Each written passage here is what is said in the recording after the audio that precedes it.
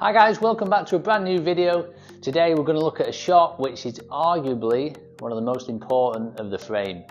Before we do that, make sure you hit that subscribe button, hit the notification bell, and you'll be notified as soon as a new video drops.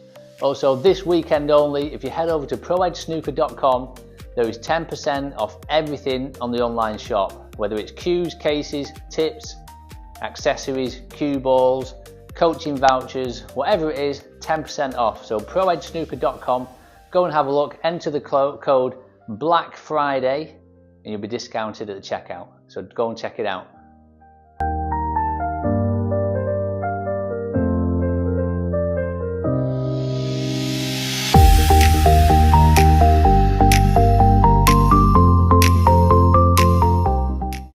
So here we go, let's have a look at the breakoff, which is arguably the most important shot of the frame, especially if you're playing at that slightly higher level, where this breakoff can determine whether you leave a long red or not. If anyone puts that long red off the break, then obviously they have a chance of getting a few on the board and putting you under a little bit more pressure. So we're going to have a look at a few different breakoffs. So obviously the traditional breakoff would be either left or right of the brown with the cue ball, and if we're going for the right of the brown from my side, at the minute you would play this bottom right hand side of the cue ball. Obviously the cue ball hits the end red and we're trying to get that figure of 8, so it would be black cushion, side cushion, in between this line off the side cushion, and what we're aiming for is this target here behind the green area. Okay, so I'm going to show you now this shot. I'll show you exactly where we're going to aim on the cue ball and where we're going to aim on the object ball. And what we're trying to do, we're trying to get that figure of 8.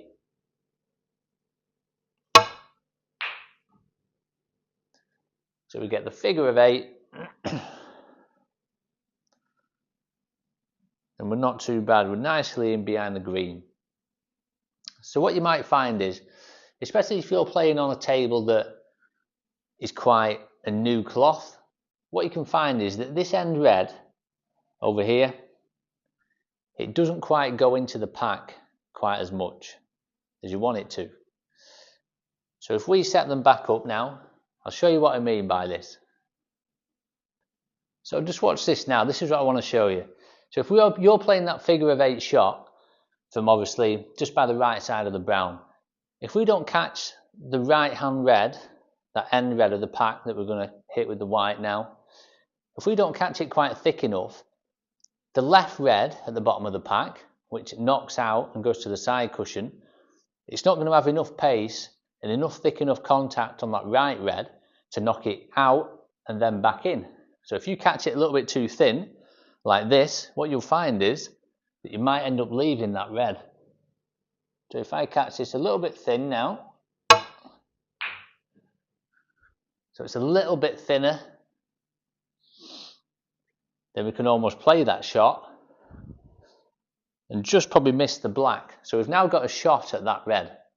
So that's what we don't want. This is always a problem when we play this figure of 8 shot, especially if you're playing on a new cloth where the cushions are a little bit more sucky, they're not quite as bouncy, then you're always going to be inclined to almost leave this red sometimes. So I'm going to show you a different break which we can get around that. So this is something that I find that I have to alter like during a match. At the minute when I'm playing games, especially on the professional tour, if I win the toss, I always like to let the other person go first because I want to see what happens on their break. I want to know if when they break, are they going to leave me this long red down this side of the table. So that end red, it comes out, but it doesn't go into the pack and become a bit safer. It lands a little bit short, the cue ball will land around this area, and you will always be left that end red. So I always like to let my opponent break first. So if I find that he's now playing this shot and leaving me that red, this is what I like to do. Instead of playing the shot by the side of the brown, I move the cue ball over and I put it right next to the yellow. Okay, so what this does, we're still going to aim for that end red, but now because the white is a little bit more to the right hand side, we're now going to be coming at this end red at a different angle. We're now going to be hitting that ball a little bit fuller than opposed to there. So what that does, it's a thicker contact, there'll be more energy transferred to the left hand red, and then there'll be more chance of that going out and then coming back in. You can still play that figure of 8, but hopefully that red will go out and come back in, and hopefully we're not going to leave this shot. So we'll play it now. So bottom of the cue ball, right hand side.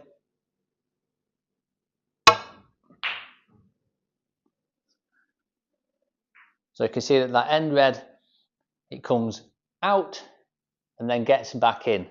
And that's a pretty decent shot. We've pretty much got the snooker on that shot.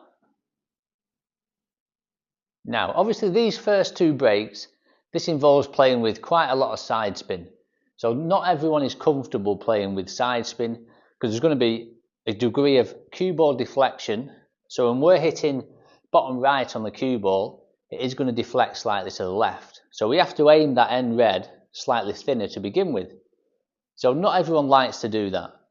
I don't actually know why the figure of 8 is such a popular break, because there's other breaks you can do, but everyone seems to play that break now. It just seems to be the break that everyone plays.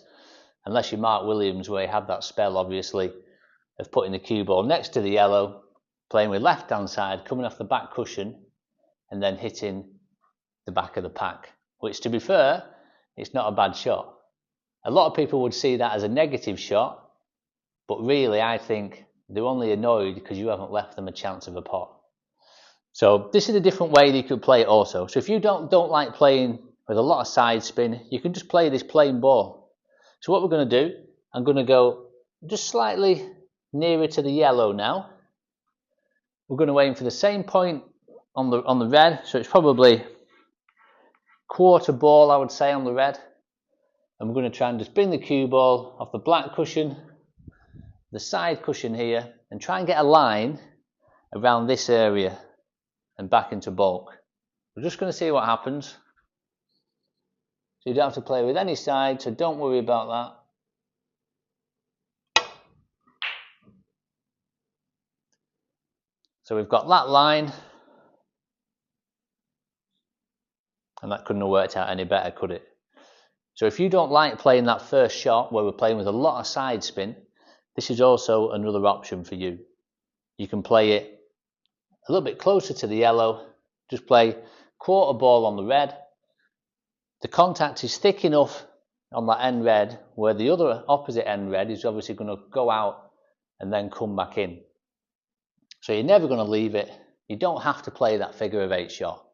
It's not an easy shot to play. Like I said, you've got to take into consideration the deflection on the cue ball. So not everyone likes to do that.